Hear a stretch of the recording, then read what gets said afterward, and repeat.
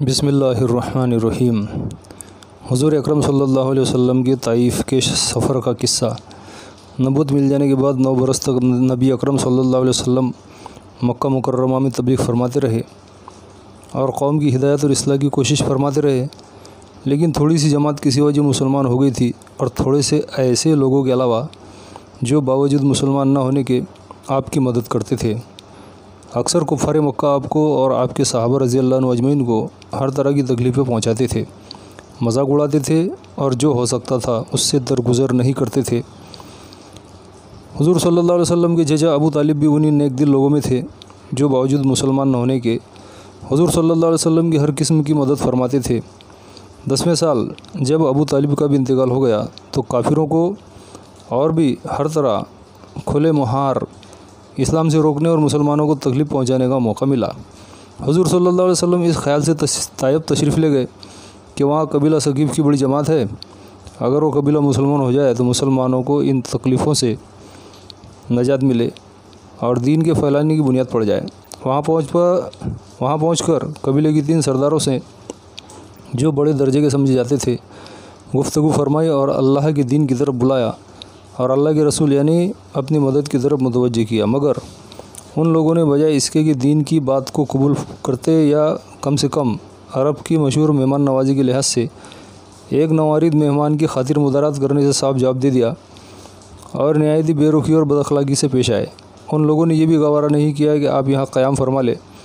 जिन लोगों को सरदार समझ कर बात की थी कि शरीफ होंगे, महज़ब गुफ्तगू करेंगे, उनमें से एक शख्स बोला कि ओहो, आपको ही अल्लाह ने नबी बनाकर भेजा है। दूसरा बोला कि अल्लाह को तुम्हारे सिवा कोई मिलता ही नहीं था जिसको रसूल बनाकर भेजते।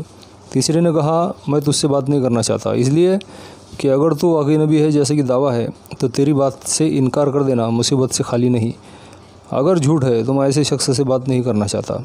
इसके बाद उन लोगों से नाउम्मीद होकर हुज़ूर अकरम सल्लल्लाहु अलैहि वसल्लम ने और लोगों से बात करने का इरादा फरमाया कि आप तो हिम्मत और इस्तिक़लाल के पहाड़ थे, मगर किसी ने भी कबूल नहीं किया, बल्कि बजाय कबूल करने के हुज़ूर सल्लल्लाहु अलैहि वसल्लम से कहा कि हमारे शहर से फ़ौरन निकल जाओ और जहाँ तुम्हारी चाहत की जगह हो वहाँ चले जाओ।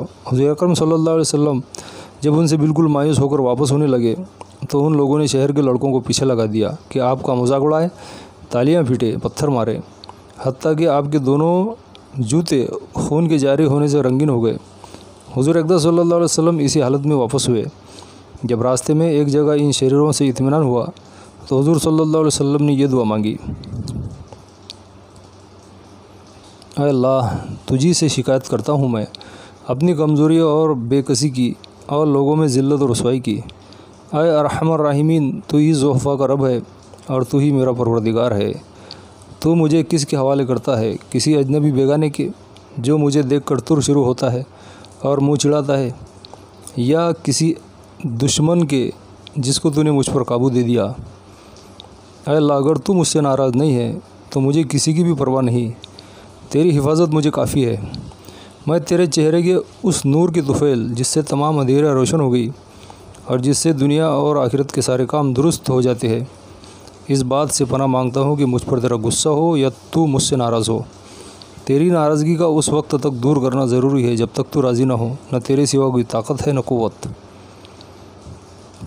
मालिकुल मुल्क की शान कहारी को इस पर जोश आना ही था कि हज़रत जिब्रील अलैहिस्सलाम ने आकर सलाम किया और अर्ज़ किया कि अल्लाह ताला ने आपकी कौम की वो गुफ्तगू जो आपसे हुई सुनी और उनके जवाबात सुने, और एक फ़रिश्ते को जिसके मुतालिक पहाड़ों की खिदमत है आपके पास भेजा है कि आप जो चाहे उसको हुक्म दे। इसके बाद उस फ़रिश्ते ने सलाम किया और अर्ज़ किया कि जो इरशाद हो मैं उसकी तामील करूँ। अगर इरशाद हो तो दोनों जानिब के पहाड़ों को मिला दूँ जिससे ये सब दरमियान में कुचल जाए, या और जो सज़ा आप तजवीज़ फरमाएँ।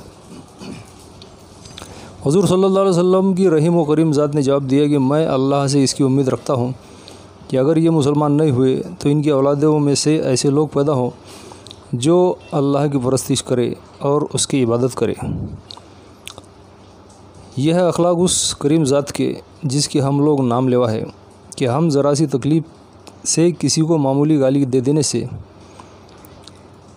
ऐसे भड़क जाते हैं कि उम्र भर उसका बदला नहीं उतरता, जुल्म पर जुल्म करते रहते हैं और दावा करते अपने मुहम्मदी होने का, नबी के पैरू बनने का। नबी अकरम सल्लल्लाहु अलैहि वसल्लम اتنی سخت تکلیف اور مشقت اٹھانے کے باوجود نہ بددعا فرماتے ہیں نہ کوئی بدلہ لیتے ہیں۔